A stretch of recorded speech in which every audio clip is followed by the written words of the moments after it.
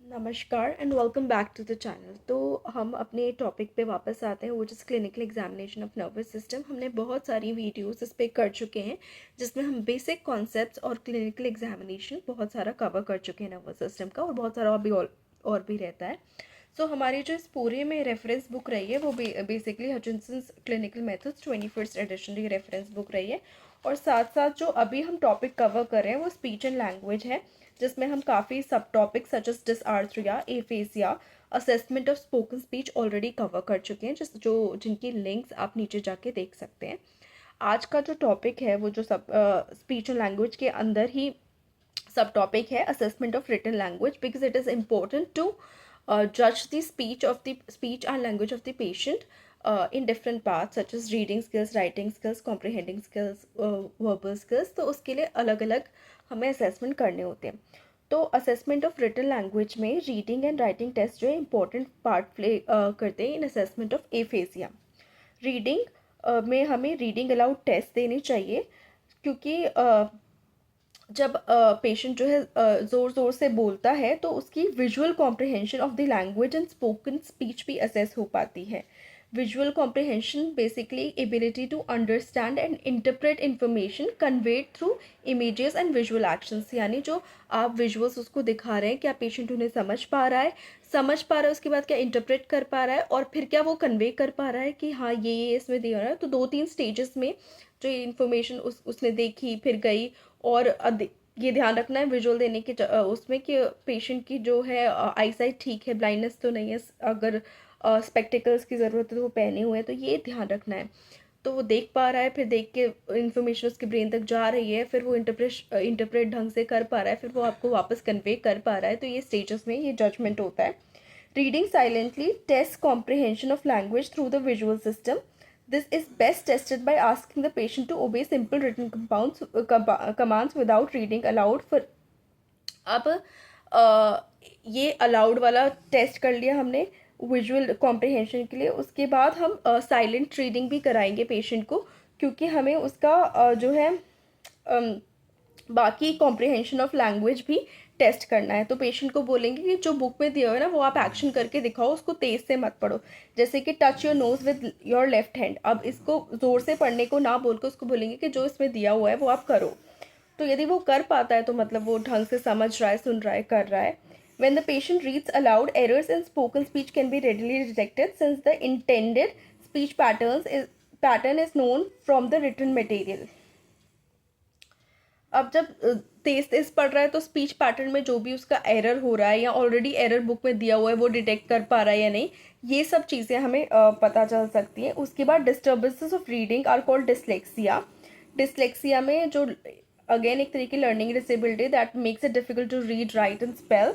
तो डिस्टर्बेंसेस जब होती है रीडिंग में उसको डिसलेक्सिया इंटरप्रेट किया जाता है। अब functional MRI and positron emission brain imaging यानी PET studies have shown that words and non-word sounds are handled differently in the brain। मतलब words की sounds different होंगी, non-words की sounds different होंगी। and that people with congenital dyslexia show abnormal processing of words। जिनमें कंजेंटली dyslexia present होता है, यानी neurological condition that affects a person ability to read and process written language, जिनमें ये कंजेंटली present होता है, तो उनका MRI और पेट स्कैनिंग भी डिफरेंट होता है, उसमें अबनॉर्मल प्रोसेसिंग ऑफ वर्ड्स देखा जा सकता है। अब आते हैं राइटिंग पे। तो एक specific central impairment of writing हो सकता है पेशेंट में, जिसको डिसग्राफिया कहते हैं। ग्राफ यानी बनाना, डिस मतलब हिला हुआ है वो। तो और learning disability that makes it hard to write, spell and express thoughts on paper. लिखा नहीं जा रहा पेशेंट से। Ask the patient to write his or her name. Ask for a written reply to simple question such as what is your address. यदि verbal comprehension poor है तो put your questions in writing. अगर उसको समझ नहीं आ रहा तो आप भी क्वेश्चन लिख के दें ताकि वो लिख के आंसर कर सके। यदि राइट हैंड पैरालाइज्ड है तो लेफ्ट हैंड से लिखने को बोलें, और अगर दोनों हाथों से नहीं हो रहा तो प्रिंट करने को बोलें उसको, उसकी हेल्प करें प्रिंट करने में विद द लेफ्ट या राइट हैंड, जिससे भी वो कर पाए। Note whether the patient uses a wrong word at times, अगर गलत वर्ड यूज़ कर रहा है, और whether there is a repeated use, यानी परसेवरेशन तो नहीं है किसी वर्ड का, of any particular word.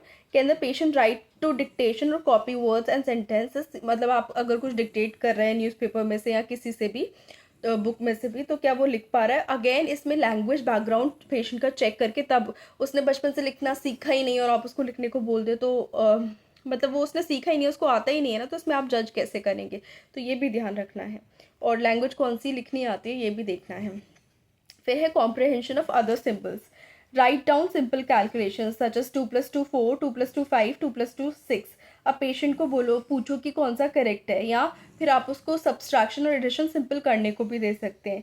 Inability to understand and manipulate mathematical symbols जो है ए कैलकुलिया कहलाता है, एंड ये posterior parietal lesions affecting the dominant hemisphere ऐसी चीज़ों में देखा जा सकता है। यानी ए कैलकुलिया में जो एक न्यूरोलॉजिकल कंडीशन हो जाएगी जहाँ पेशेंट के लिए सिंपल सब्सट्रैक्शन एंड एडिशन भी डिफिकल्ट हो जाएगा, और ये ज़्यादातर posterior parietal lesions affecting the dominant hemisphere में देखे जा सकते हैं।